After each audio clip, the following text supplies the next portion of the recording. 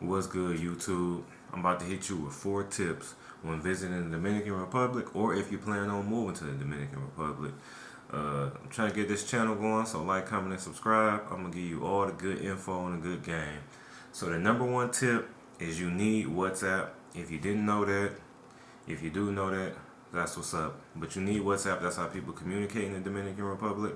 That's how you're going to stay in contact with your drivers or whoever you're doing business with or your relationships or whatever you got going on. You're going to need WhatsApp.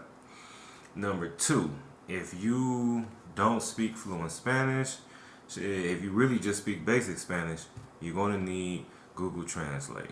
You know what I'm saying? And I would give you advice on trying to learn at least basic Spanish. It'll help you out a lot. Depends on what area you're in. Some places speak a decent amount of English, like Punta Cana or Puerto Plata. But to have that Google Translate or whatever translator you want to have on your phone, that's tip number 2. Now we're going to get into tip number 3, how to get around transportation. Now this is a personal preference. Some of my friends, they like to use rental cars. I don't like to use rental cars. In America, I have a vehicle, but in Dominican Republic, I prefer to use Uber. Now, you can get a rental car, or you can get a personal driver. And when you get off the airport, there's going to be plenty of taxis and plenty of people trying to take you home. I done did that before, but since I learned that I can use Uber, that's all I use. Because one, the price is fixed, it's set. You know how much you're going to pay. I like that.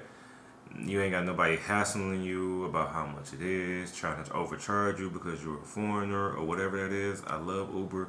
And Uber is in Santo Domingo, Punta Cana, and Santiago. I don't think it's in Puerto Plata yet, but I'm quite sure it will be soon. So definitely getting around transportation, Uber is my number one thing, but you could definitely get a rental that's cheap and drive around the country, use your GPS. It won't be no problem. I just don't like the traffic. The traffic is just crazy. Like, I thought the traffic was crazy like in Miami and in New York, but it's crazy.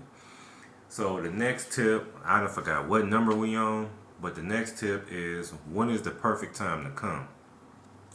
The perfect time to come to the Dominican Republic is from January to May. My favorite month is February. February is the best month. The weather is amazing, especially if you're from up north like New York, Chicago, Detroit. You're going to love the weather because it's like warm but semi-chilly. I don't know how to explain it, but it's not, well, it's never going to be too cold. You know what I'm saying? To the Dominicans, it's cold in February, but like to me, I'm from Detroit, the weather is perfect. Like, you still can go out with shorts on if you want to. It's warm, it's nice. That's like, February is perfect. But anytime from January to May is just on point. The weather is amazing. You don't have to worry about hurricane season or anything. Now, I heard when you come to hurricane season and the bad times to come is like July through to November. Even though any time is a good time to come to the Dominican Republic, but those are the only time you really got like severe weather.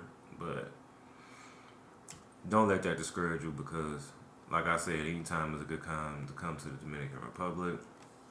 On to the last tip, which this is going to be my most difficult one to explain, is where to go in the Dominican Republic. Now, this is all based on you as a person, whether you're a single woman or in a couple or a single man or you're in a relationship or whatever. I don't know who watch these videos, but I can give you small, quick little breakdown. I don't want to make the video too long.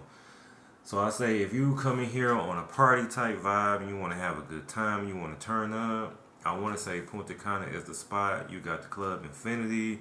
You got lots of clubs, lots of activities to do in Punta Cana. Punta Cana is more pricier than the whole rest of the island, but you definitely will have a great time. Beautiful beaches, good food. They have more like Dominican slash like American food there, so you get it. Like, if you don't like Dominican food, which I highly doubt because it's delicious, but you have like American food there as well, stuff that you might be used to. So Punta Cana is usually everyone's favorite choice to go to in the beginning.